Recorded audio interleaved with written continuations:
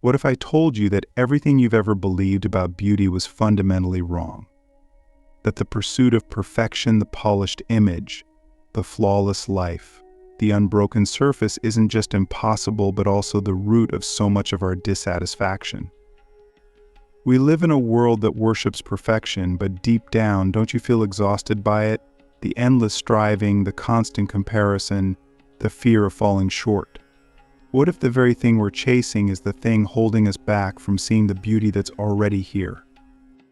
Today, I want to take you on a journey into the Japanese philosophy of Wabi-Sabi.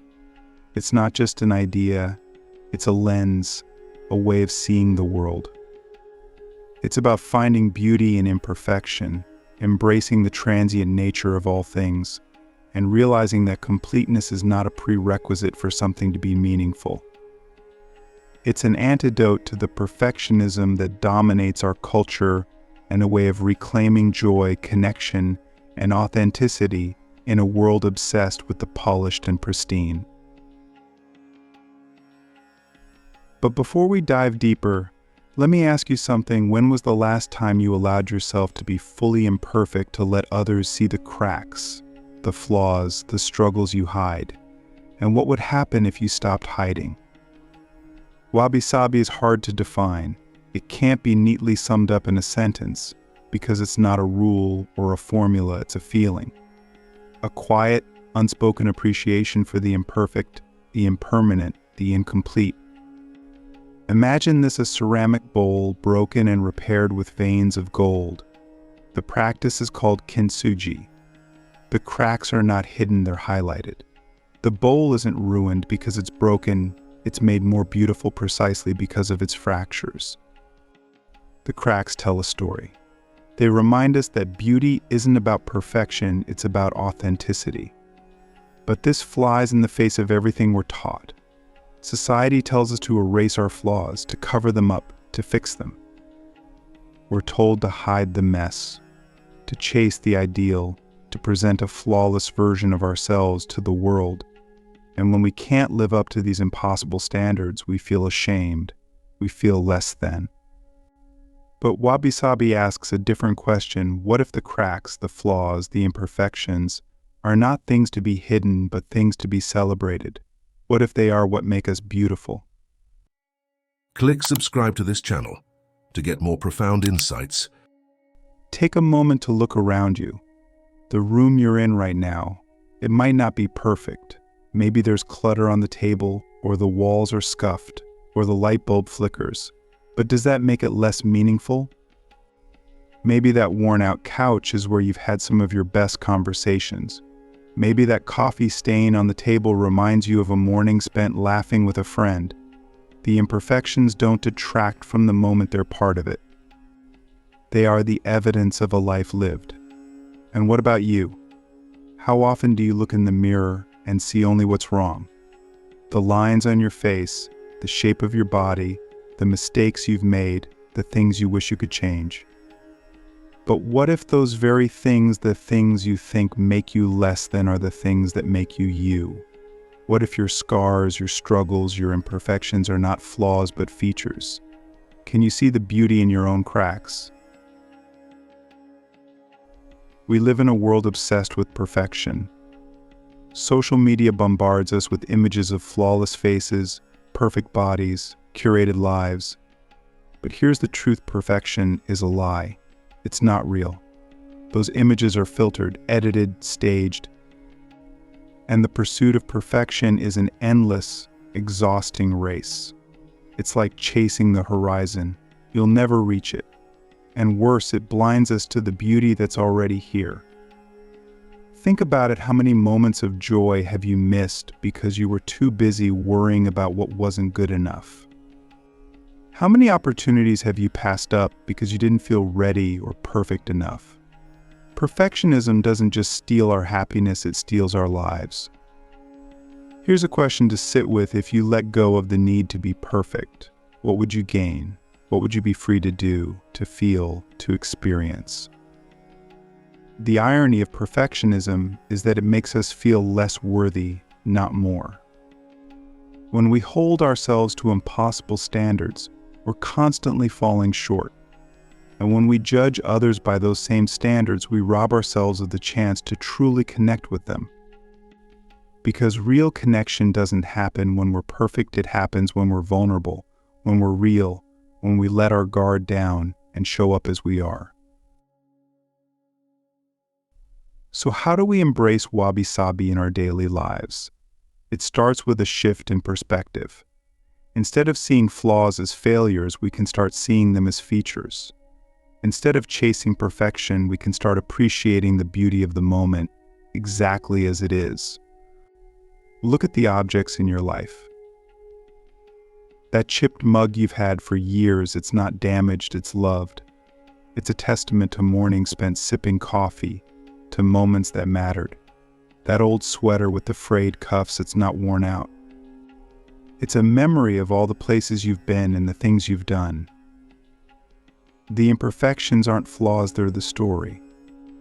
And what about the people in your life? Your friends, your family, they're not perfect. But isn't it their quirks, their idiosyncrasies, their imperfections that make them who they are? Can you love them not in spite of their flaws, but because of them? Can you stop trying to fix them and simply appreciate them for who they are? And then there's you, your body, your mind, your story. Can you stop seeing yourself as a work in progress and start seeing yourself as a masterpiece, exactly as you are? Can you let go of the need to be better and simply be? Wabi-Sabi isn't just about imperfection, it's also about impermanence. Nothing lasts forever, and that's what makes life so precious.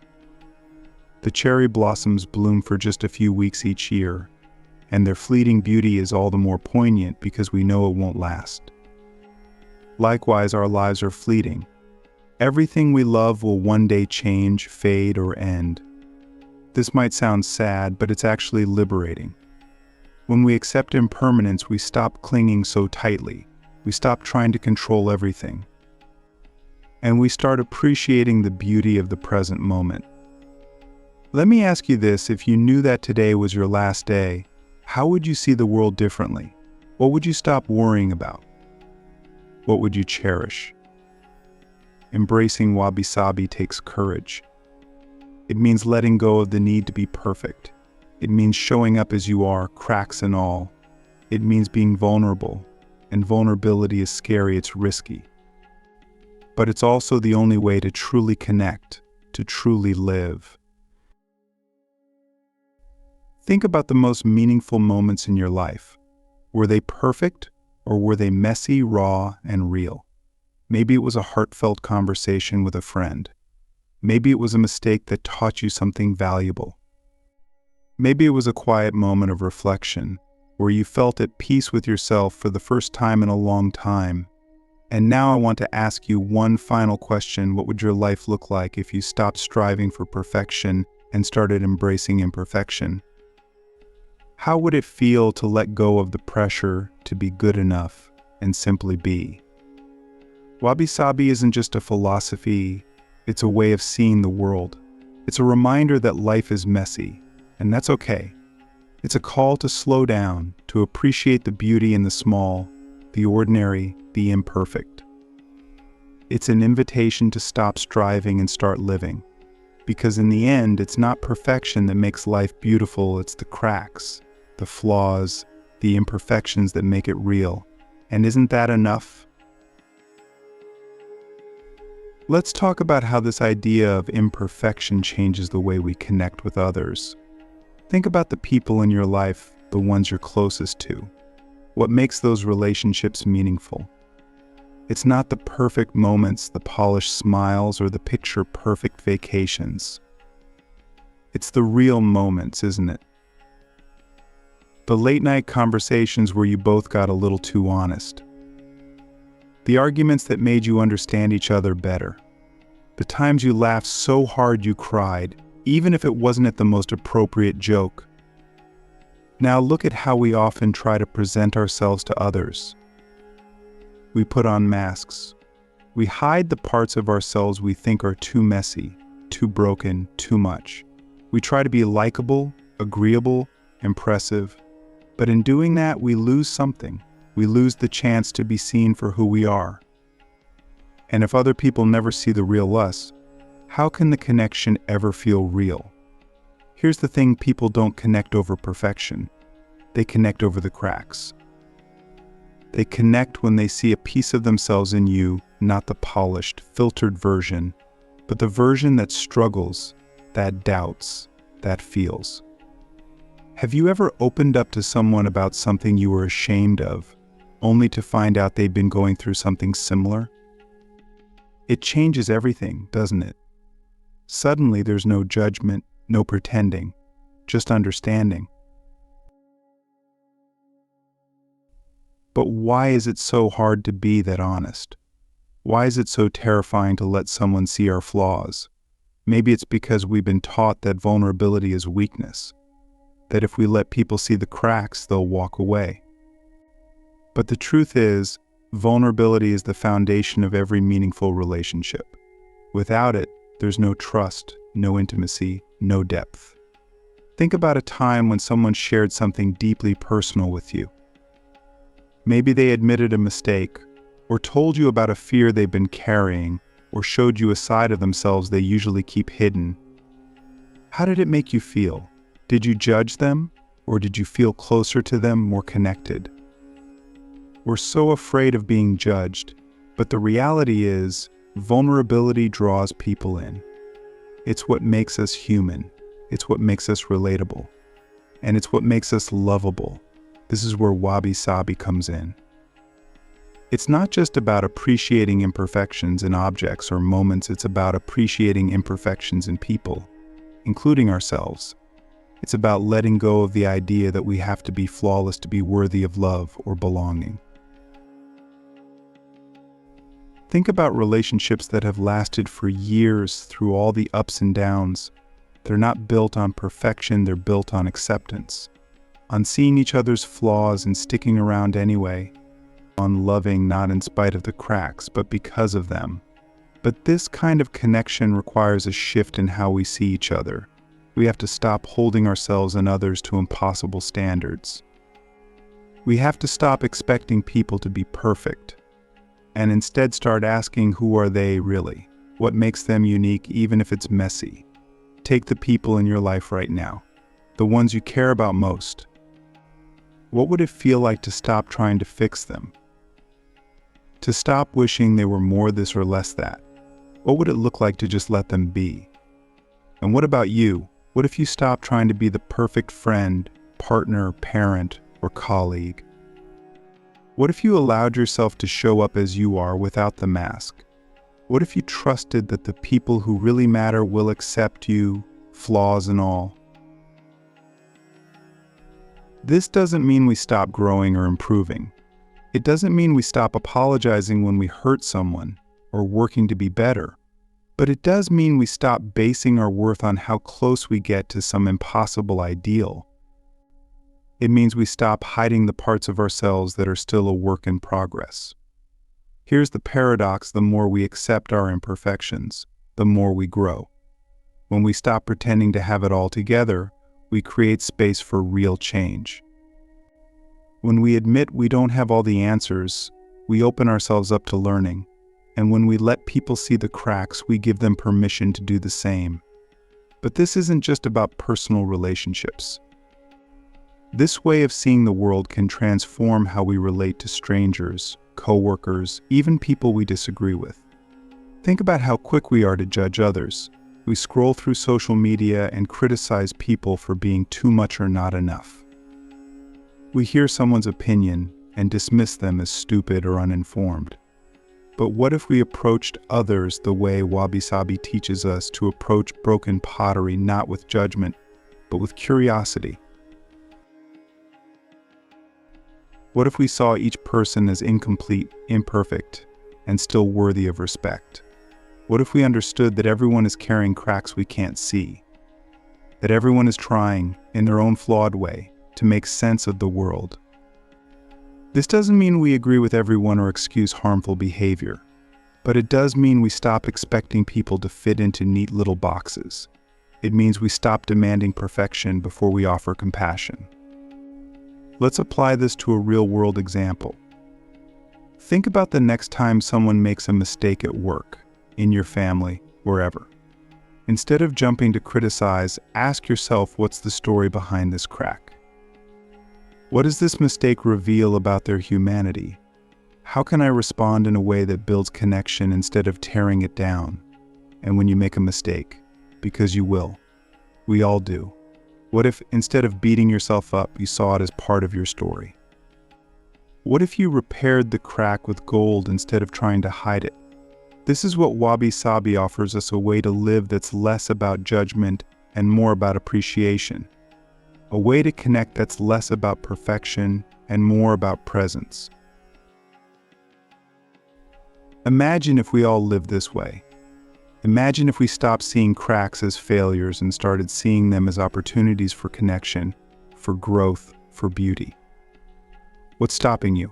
What's holding you back from embracing this way of being? Maybe it's fear of rejection, fear of judgment, fear of not being enough. But here's the truth: you are enough, not because you're perfect, but because you're real. And the people who matter, they don't need you to be flawless. They just need you to show up. So let's stop hiding. Let's stop pretending. Let's stop waiting for the perfect moment, the perfect version of ourselves, the perfect anything. Let's start showing up as we are, cracks and all, because that's where the beauty is. That's where the connection is. That's where life is. Let's talk about control. We spend so much of our lives trying to hold on to it, don't we? We try to control how others see us, control the outcome of our plans, control every little detail of our lives. But no matter how hard we try, things slip through our fingers. Plans fall apart. Relationships shift. Life changes whether we're ready or not. And instead of accepting it, we fight against it. We cling, we resist, we struggle. But here's the truth: control is an illusion. We don't control as much as we think we do. And maybe that's not a bad thing. Maybe the tighter we hold on, the more we miss what's right in front of us. Wabi-Sabi teaches us that nothing lasts forever, and nothing is ever truly finished. This isn't a depressing thought, it's a freeing one. It reminds us that life is always in motion, always changing, always imperfect. And when we stop trying to control everything, we can finally begin to see the beauty in the chaos. Think about all the time and energy you've spent trying to make things perfect. The endless tweaking, the overthinking, the anxiety about getting it just right. Did any of it really make you happier? Or did it just leave you feeling drained? What would happen if you stopped trying to fix everything and let things be as they are? What would it feel like to let go, not in defeat, but in trust? Trust that life is messy, and that's okay. Trust that even when things don't go according to plan, there's still value in the experience. Look at nature. It's never perfect, but it's always beautiful. A tree doesn't grow in a straight line. Its branches twist and turn, shaped by wind and time. Its bark cracks, its leaves fall. But none of that makes it less of a tree. None of that takes away its worth. We can learn from that. Instead of trying to force our lives into neat, predictable patterns, we can start to embrace the twists and turns. We can stop asking, why isn't this perfect? And start asking, what can I learn from this? What is this moment teaching me? Think about the times in your life when things didn't go the way you planned. Maybe you lost a job, or a relationship ended, or life took an unexpected turn. At the time, it probably felt like a failure, like the cracks were too big to repair. But looking back, didn't those moments shape you? Didn't they teach you something you couldn't have learned otherwise? We're so quick to label things as good or bad, as if life can be divided into neat categories. But Wabi-Sabi reminds us that everything is part of the whole. The cracks, the mess, the imperfections, they're not separate from the story. They are the story. When we let go of control, we make room for possibility. We stop trying to force life into our idea of what it should be, and we start experiencing it for what it is. And often what it is turns out to be more beautiful than anything we could have planned. This doesn't mean we stop growing or improving. It doesn't mean we stop apologizing when we hurt someone or working to be better. But it does mean we stop basing our worth on how close we get to some impossible ideal. It means we stop hiding the parts of ourselves that are still a work in progress. Here's the paradox: the more we accept our imperfections, the more we grow. When we stop pretending to have it all together, we create space for real change. When we admit we don't have all the answers, we open ourselves up to learning. And when we let people see the cracks, we give them permission to do the same. But this isn't just about personal relationships. This way of seeing the world can transform how we relate to strangers, coworkers, even people we disagree with. Think about how quick we are to judge others. We scroll through social media and criticize people for being too much or not enough. We hear someone's opinion and dismiss them as stupid or uninformed. But what if we approached others the way Wabi-Sabi teaches us to approach broken pottery, not with judgment, but with curiosity? When we let go of control, we also let go of fear. Fear of failure, fear of judgment, fear of not being enough. Because here's the thing: failure isn't the enemy. It's a teacher. It's how we grow, how we learn, how we move forward. Think about a time when you failed at something. Maybe it was a small failure, or maybe it was a big one. Either way, you survived it. And chances are, you came out of it stronger, wiser, more resilient. The cracks didn't break you, they shaped you. What if we stopped seeing failure as something to avoid and started seeing it as part of the process? What if we stopped being so afraid of getting it wrong and started focusing on what we can learn along the way? When we embrace imperfection, we also embrace impermanence. We stop clinging so tightly to what was and start making space for what could be. We stop mourning the past and start appreciating the present. Think about everything in your life right now. Your relationships, your possessions, your health, your memories. None of it will last forever. But that doesn't make it any less meaningful. In fact, it makes it even more precious. When we accept that life is temporary, we stop taking it for granted. We stop waiting for someday and start living today. We stop holding out for the perfect moment and start finding beauty in the moments we have. Letting go of control isn't easy. It takes practice. It takes trust. But it's worth it. Because when we let go, we make space for something bigger: peace. Peace in knowing that we don't have to have all the answers. Peace in knowing that we don't have to be perfect to be worthy. Peace in knowing that life, with all its cracks and imperfections, is enough. So what will you do with this? Will you keep chasing perfection, or will you start looking for the beauty that's already here? Will you keep clinging to control, or will you let go and trust that the cracks are part of the design? The choice is yours. But remember this: the cracks don't make you broken. They make you whole. They make you human. And they make you beautiful. Life isn't waiting for you to get it right. It's happening right now, in all its messy, imperfect glory. Don't miss it. Don't waste it chasing something that doesn't exist. Just let go and see what happens.